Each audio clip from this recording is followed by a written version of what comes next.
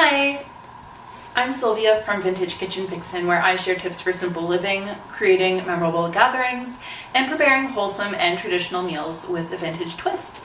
And today I'm going to be going over my must-have tools that every baker should have. And I started out with 10, but now there might be 11, but I'm just going to combine one of them. Actually, I guess 3 of them together. So it's going to be 10 tools every baker should have. Unless you have checked out my blog, which is linked below, there's this about section where I talk about myself, and I should probably update it because it's basically the first thing I started writing as I began my blog, and now, just it's kind of like anything. Like, the more you use a muscle, the better it gets. So if I look at it now, I'll probably cringe, but anyhow. One of the things that I share about myself is that I attended school for baking and pastry arts, and I did that back in 2012.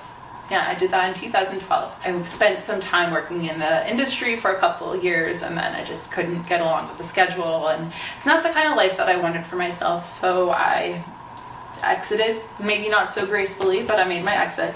And then because I worked so long, because I just spent so much time working in pastry, I kind of just lost my taste for it. I lost my love for it, and it's been a while for me to build it back up, but now it's back and I love it again, and I have the passion again.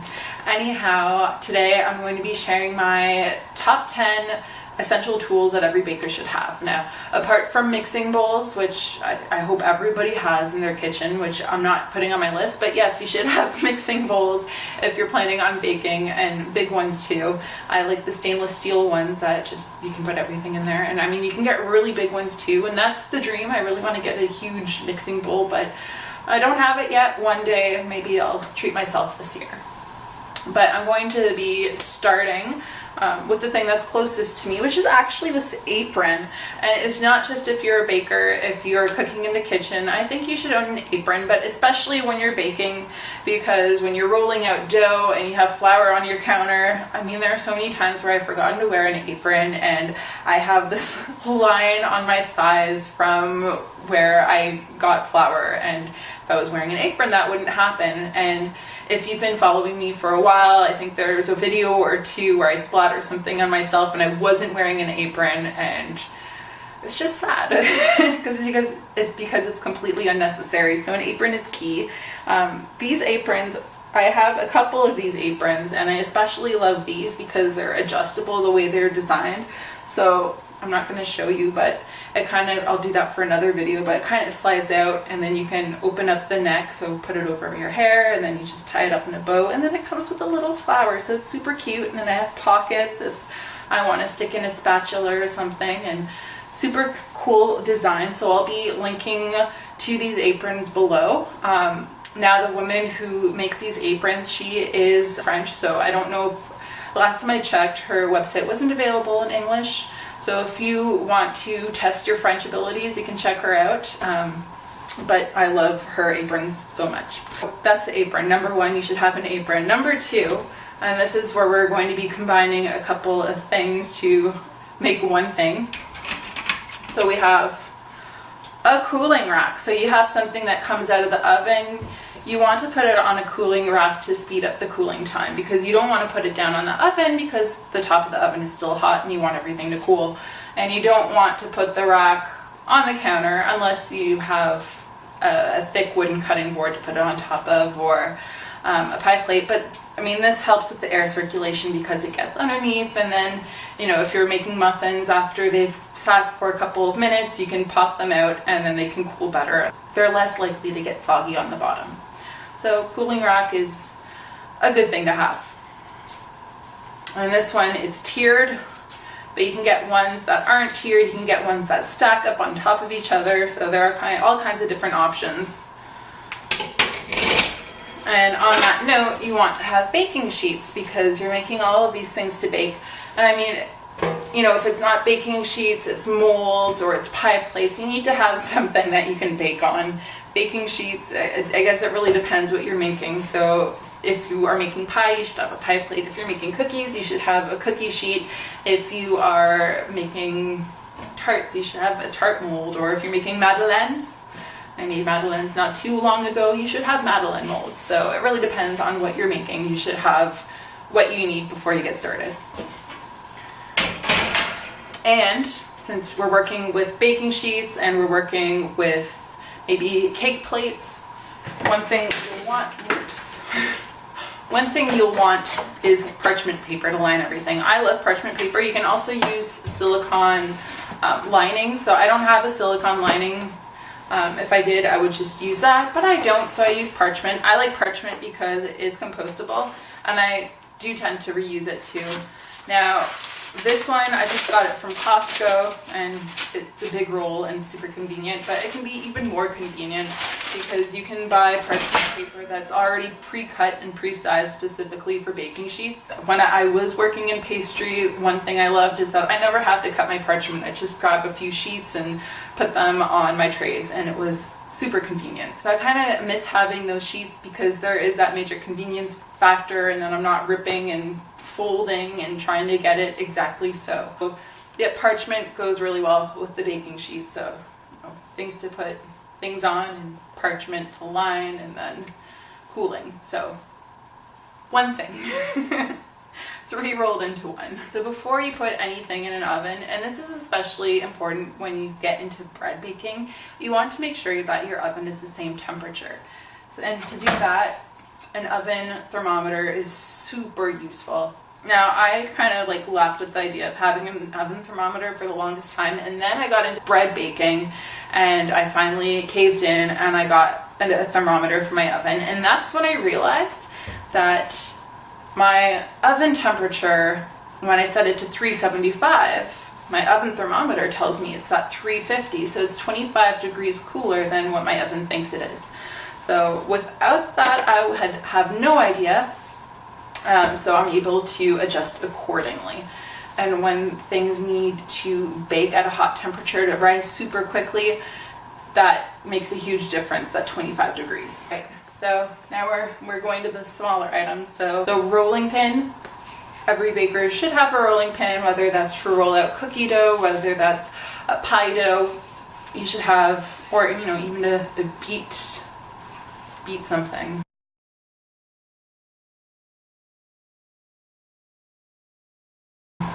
I use it to make sauerkraut too. It's handy in more than one way. And if you don't have a rolling pin, that's fine. Like, you can use an empty wine bottle, or those little rolls that aluminum foil come on, you can use that too. So you can get inventive. You don't have to go out and buy one. You can get cheaper ones available, but I like having something that's a solid piece of wood and that's just one piece. That makes things easier for me. And at first, like when I first got this rolling pin, which came in my baking kit when I started school, I wasn't a fan. Like, I missed having those 2 handles on the side. You can also get ones that are like this, but it's tapered at the end. I've become friends with my rolling pin, and I think it's the best. And I think everybody would say the same about their own rolling pins. Oh, whisk. Whisks, they come in handy. So, I mean, if you have what do you call them, like a hand mixer, and I do have a hand mixer, but I don't think it's essential because I have a whisk and I have an arm. So if I have those 2 things, I don't need an electric hand mixer. And yeah, they do come in handy, but what if the power goes out? If the power goes out, I can still whisk, even though I can't necessarily bake, but maybe I use solar power, who knows.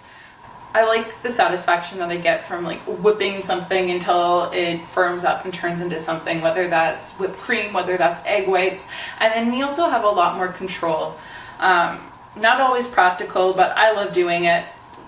And I often do it if I have a small batch of egg whites to whip up or a small batch of whipped cream. And maybe one day I'll just make a video of me and my arm about to fall off whipping cream and regretting it on camera, but maybe I'll do that for you one day. If you think I should do that, let me know in the comments below, or I don't know, like this video. A whisk, super essential. And I do like the smaller ones. So I think this one's like a 9-inch whisk. I'm not good at measurements, so if it's a ruler, I think it's a 9-inch whisk. So you can get bigger. I have bigger ones too. I have ones that are more balloonish, that are better off for like making whipped cream, but I use this for everything. Like if I'm mixing up a batter, I reach for this whisk. It's my favorite. And you know what else is my favorite? This spatula. I have 3 other spatulas and they're not as good as this one. This one I have had for 10 years, maybe going on 10 years. And you can't see the edges, but it's taken a bit of a beating. The tip is silicone, so it's resistant to burning. I'll leave it on the edge of a pan and I'll walk away and it's fine. Now this one is kind of like one piece. I'll try to find something similar below and link it, but these spatulas, they're not cheap. I think in Canada they're around 30 bucks. I didn't realize how much that these things are worth, and I went into a kitchen supply store one day and I'm like, there's my spatula, and then I saw the price tag and I walked out, and I regret not buying it because I only have one. I used to have 2. I don't know what happened to the other one, but I have other spatulas that were maybe half the price. Like I still spent maybe close to $20 on them and they aren't as good. Like the tops fall off, like they pull off, and this is just one piece. It's super sturdy. When it comes to spatulas, I think it is a good idea to splurge a little bit to get something that is of excellent quality. So have a good spatula. These are dough scrapers, and I like using these to cut butter into flour. So I know you can get like a pastry cutter, kind of like it has a handle and then like it's metal and it has these little ridges, grooves, slots. I don't know, I don't have one because I have these, and I use this to scrape my bowl. I use it to cut butter into flour when I'm making a pie dough. I use it to do the initial of mixing of water and flour until things get less sticky when I'm making a dough, like a pizza dough or a bread dough, for example. So I'll use these, and then finally like I'll get in there with my hands. But they do the sticky work for me, and then at the end I can scrape out my bowl and everything's wonderful. So there's this more rounded one, and then there's this, I love both of these, and I have a few of them. I also have ones that are harder. They're not as flexible because they bend, but I like the flexible ones best. And when we're talking about scraping things, I also have this bench scraper.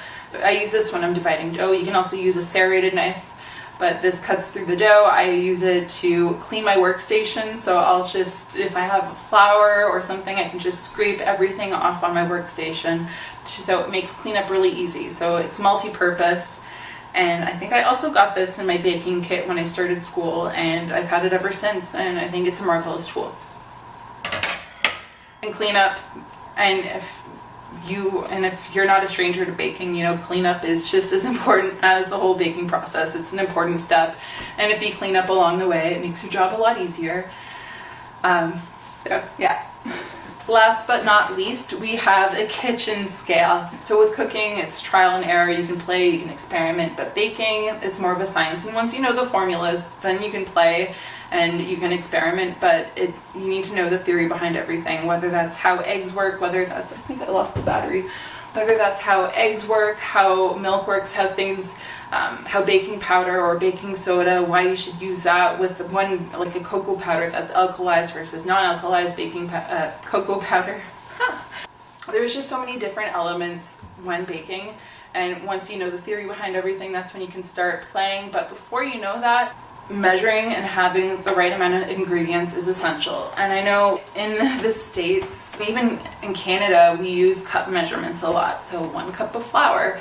But the thing is, the time of year makes a difference, because in the summer your flour is more humid, in the winter it's less humid. And you know, are you measuring a heaping cup of flour, or is it level?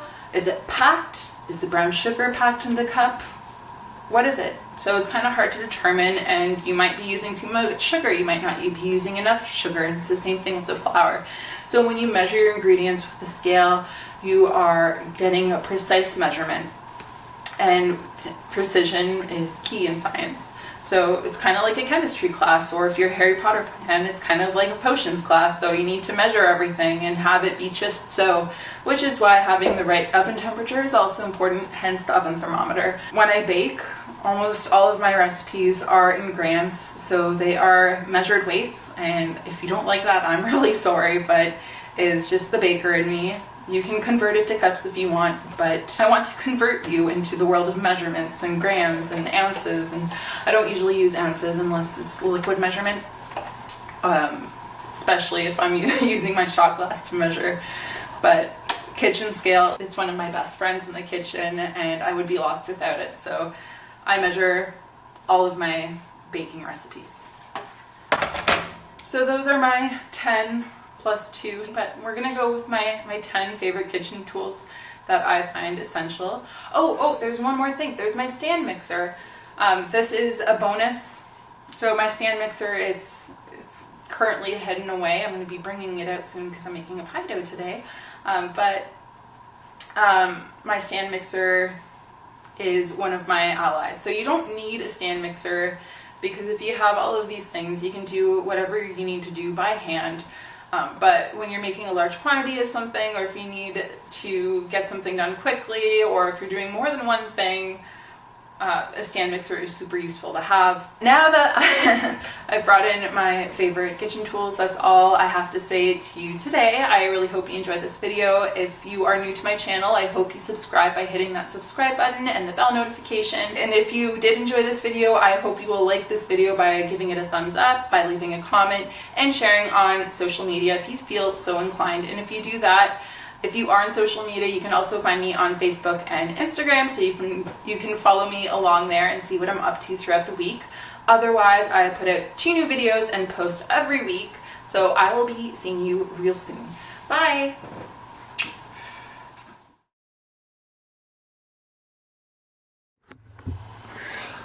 I'm out of beer. You want a new beer? Kind of. Okay. No, it's okay. It's okay, I can get you a beer. I'm also interested in extra beer. Alright. You look like you're feeling better.